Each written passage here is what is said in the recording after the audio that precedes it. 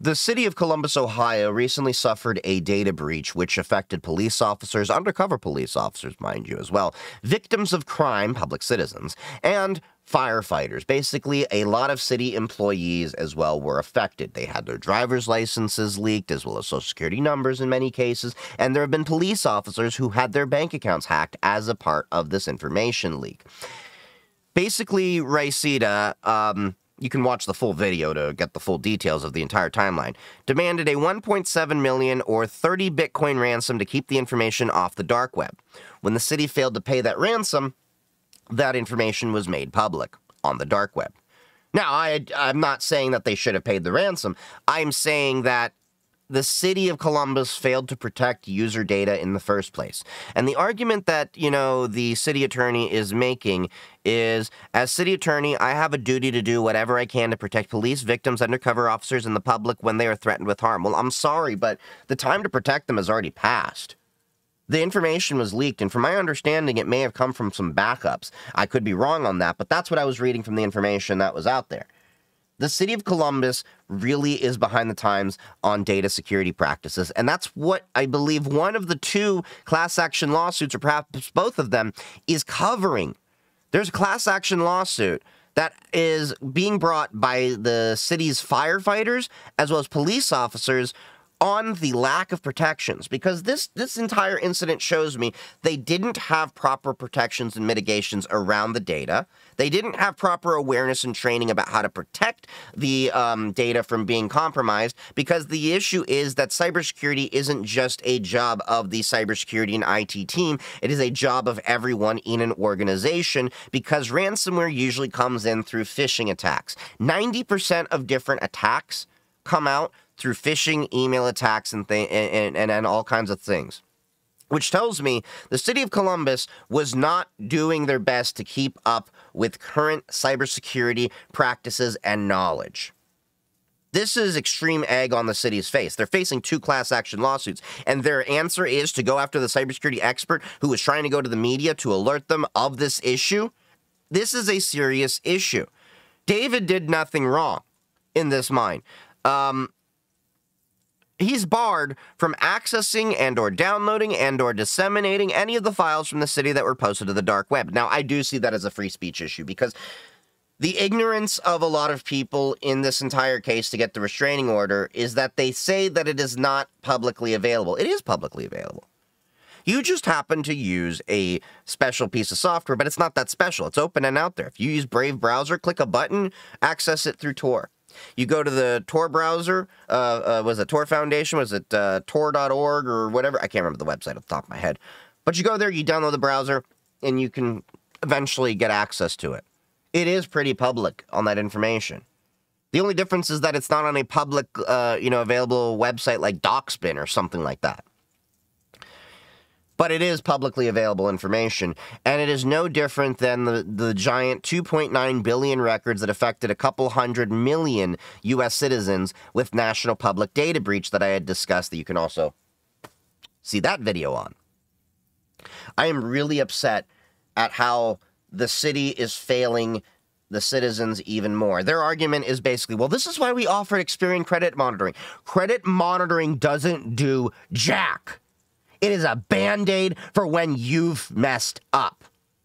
And I am tired, I am exhausted of companies, of governments, all just saying, we got breached.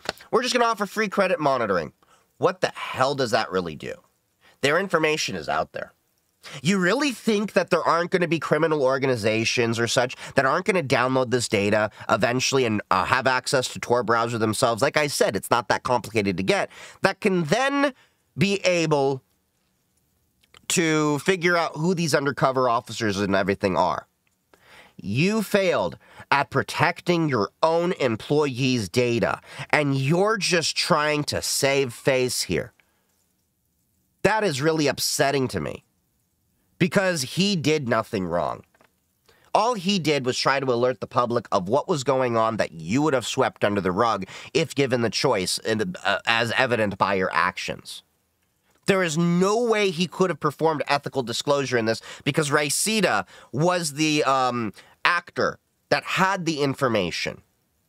If David himself had found the vulnerabilities in the city's infrastructure, then went to the city to disclose the vulnerabilities, and then the city patched it, and then they had disclosed that there was an issue and then patched it, that would have been ethical disclosure. But the fact of the matter is, all David did was go out and say, hey, this information's available. It's out there. What's to stop another person from going and downloading this? What's to stop another person who isn't even under the jurisdiction of the city, the jurisdiction of even the United States, from downloading this data and then using it? That is the short-sightedness of the city of Columbus and their current actions thereof.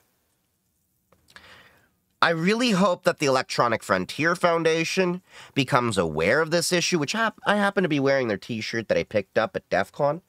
I love this t-shirt, by the way. I think this was last year's t-shirt. I really hope that they become aware of this issue and can offer some services and support to him, or I hope that he is aware of the EFF and can reach out to them to ask for services and support, because this is a lot of the things which the EFF does to protect people. They are a nonprofit that I absolutely support, and I will always be more than glad to raise money for, if ever given the opportunity. So I'm going to drop a link down below for how you can support the EFF as well. A great organization that you should definitely check out. But also, I think in the words of the Green Arrow, the city attorney, you have failed the city. The IT and cybersecurity infrastructure was not up to par. They did not do security awareness training, and very obvious. They did not actually monitor their data as appropriate as they should have. Well, not monitor, but protect the data. They're behind the times on how you should protect data. They should have known. A lot of this information, if they were that worried about undercover officers, shouldn't have been accessible in a computer system. It should have been in an air-gapped system that is not accessible. I mean, you see in Hollywood, you go into this room where you go and there's a computer that's not connected to the internet to access information. Why couldn't the city of Columbus do that?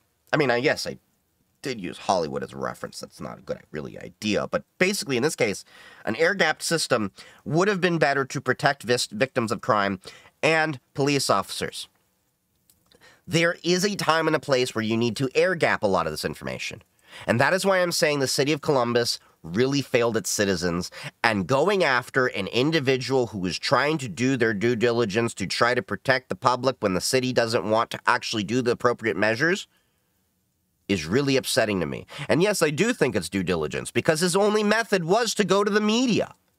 The city of Columbus wasn't going to do anything. They were more worried about protecting and saving themselves from getting egg on their face, because they're facing not one, but 2 class action lawsuits over this.